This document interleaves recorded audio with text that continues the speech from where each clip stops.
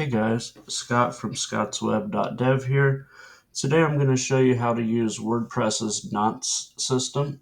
Now, a nonce is a number used once, and it's a security feature added to forms and actions in WordPress. The reason you'll want to use nonces is to prevent CSRF, which is cross-site request forgery. And you do that by adding tokens to your forms or your get links or whatever the case may be.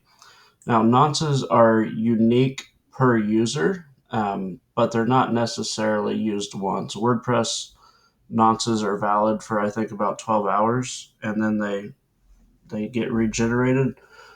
They're not foolproof, but it is a step you'll want to add to securing your website if you have custom forms or actions. So let's see how to use that. I went ahead and set up a demo form here. It just has an input field and a submit button. And here's what it looks like in my code. I have the form here, and then I put this here to process the form when we post it. So that's what that looks like. To add a nonce to your form, you're going to add a hidden input field, and WordPress has a built-in function for this. You'll just type some PHP code. You're not going to echo this. You're just going to do WP nonce field. And then you're going to have your nonce name and then the nonce action. And these can be whatever you want, but it should be specific to your form. For here, I'll put post form for the name and then form nonce for the action. If I go ahead and save this, we'll look at the HTML it generated here. So now you can see in my form HTML, it inserted this form nonce and WP HTTP refer. And the form nonce has a value, what looks like a random string, and I think that's based on the time, but it's basically inserting a security token into your form. When you post the form or process your action, you need to validate that nonce. And how we do that is we use a WordPress function called WP verify nonce. So up here, we'll do if is set post form nonce.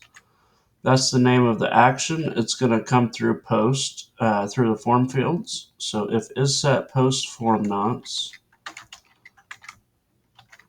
and WP verify nonce post form nonce, and then the name of our action here, which is post form.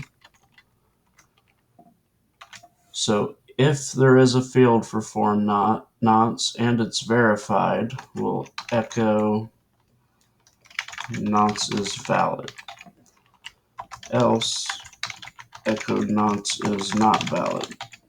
Now let's go ahead and try that here on our form. Just refresh the page. I'll put in a name here, hit submit, and it says my nonce is valid. So it posted that hidden token right here, it checked it, and it validated it, and my request was valid, so we allowed everything else to continue. I'll show you what happens if it's not valid. So I'll just go ahead and manually set the post value here just to show you guys. Post form nonce equals ABC123. Now I've reset the post form nonce, so there's no way this is going to validate, and we should get this nonce is not valid.